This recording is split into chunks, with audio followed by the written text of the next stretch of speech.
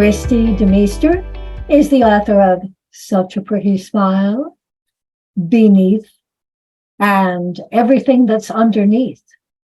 Her short fiction has appeared in Ellen Datner's Best Horror of the Year, Year's Best Weird Fiction, and Stephen Jones's Best New Horror, in addition to Black Static, The Dark, and several others. Kristi, terrify us. Thank you so much for having me. I am very appreciative to be here. I am having a giveaway to win one free copy for U.S. participants of the hardcover of Such a Pretty Smile, and I will sign it for you as well. And then for our overseas listeners, one e-copy of the book for your reading pleasure. So I'm going to be reading from chapter 1. Lila, 2019. There was blood in the water, a dull pink bloom, the morning Lila Sawyer heard about the first missing girl. Macy had sent her a screenshot, and the picture showed a girl only slightly younger than they were, 12 or a mature 11, with lank dark hair and deep-set eyes the color of pond water. Lila glanced at her phone as she balanced one slippery leg on the edge of the tub, her mother's forbidden razor in her hand. The cut on her ankle stung as she splashed water over it. Holy crap, have you seen this? Lila set the razor down and wiped her hands on the towel hanging from the rack before grabbing her phone to pull up the picture. She recognized the girl, the plain angles of her face, how she'd hidden behind a veil of hair as she hurried through the hallways of East Pritchard Middle, invisible as Lila had been before Macy lifted her into something that resembled popularity. What happened to her? She typed, and then swiped the blade over her legs again, hoping that this time she'd managed to avoid cutting herself. If she came out of the bathroom looking like a horror show, her mother would know she'd been shaving, a full year before she was technically allowed, even though every other girl she knew had been shaving since 10 or 11. She'd begged when she turned 13, but her mother refused to budge. Shaving was something women did, and never above the knee, unless she wanted people to think she wasn't a good girl. Lila was tired of feeling like a yeti every time she wanted to wear shorts or a skirt. Her phone chimed again. Dunno, her legs were all torn up. Cops are on the news saying she probs got lost in the woods and coyotes got to her or something. My mom says there's no way an animal could do all that, and that it's definitely a murder. It's freaky. Lila's stomach turned over as she stared down at the girl's eyes, thinking of what she would have seen and felt in her last moments. Teeth, pressure and pain colliding in the deeper parts of her before bursting outward like a terrible, darker growth, and then the knowledge there would be no more breath to draw, no more sun. Lila typed out a reply, but there was nothing to say that didn't sound hollow, so she set the phone on the floor, blinking away the threat of tears.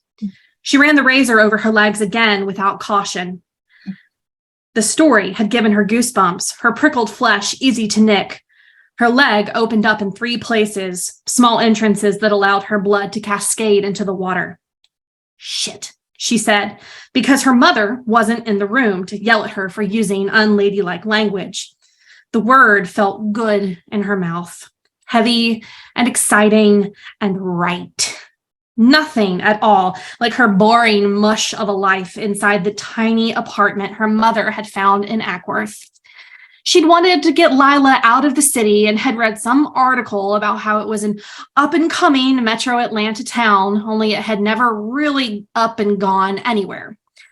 There were a few restaurants, including Hank's Cajun Grill, which her mother said was close enough to the New Orleans cuisine she grew up on, and a Target, and a beach on Lake Allatoona that wasn't really a beach at all, but a tiny stretch of dirty sand where kids in soggy diapers dribbled apple juice while tired-looking moms stared out over the unmoving water, as if just looking could change their entire lives into something that wasn't this. At the very least, Lila wished they could live closer to Atlanta, where her mother taught art theory and sculpture 1 through 4. Her mom constantly reminded her that the city wasn't a good place to raise a kid, and She needed to be able to see the sky and stars and take a breath that didn't feel choked. It was better for her art and better for Lila, and they were staying in Ackworth. End of discussion. Still, Lila daydreamed about who she would have become if they'd stayed in Midtown. Some cooler version of herself with neon hair and a nose ring, and maybe an illicit tattoo she'd have had done in Little Five by some dude nicknamed something ridiculous like Bone or Animus. She hurried and finished, then stepped out of the tub, dripping onto the tile, to replace her mother's razor in the little caddy hanging on the wall of the shower. Using a wad of toilet paper, she swiped at the blood on her legs and then tacked a few pieces onto the nicks, willing herself to heal more quickly. School started in 45 minutes, and her mother wasn't the kind of mom who would write her an excuse if she were tardy. "Come on," she muttered, but she was still bleeding when she tugged on a pair of dark leggings and then pulled her favorite dress over them. It was the color of an emerald, with fabric delicate as a moth's wing that fluttered around her when she moved. Once she got to school, she'd take the leggings off. If her mother saw her chewed up legs, she'd be able to tell Lila had shaved them. So she put the leggings on, even if it meant she was stifling in the late spring heat. Sweat pooled against her lower back, and she fanned the dress away from her, already imagining what Macy would say when she saw her bare legs. If her eyes would go wide, a smile curling at the edges of her lips in the way that made her look dangerous and beautiful at the same time. Lila scanned her face in the mirror and wondered if there was anything hiding there that would betray her feelings about Macy. What had started as awe over this girl who'd offered Lila her friendship had become a kind of agony, a need that had evolved into something larger than calling Macy her best friend. But she knew how Macy saw her, a passion project or a plaything she could hold up and examine, like an insect pinned in place before nodding in approval. Yes, hadn't she done a good job with what she'd created? Hadn't she taken something drab and made it beautiful, made it better?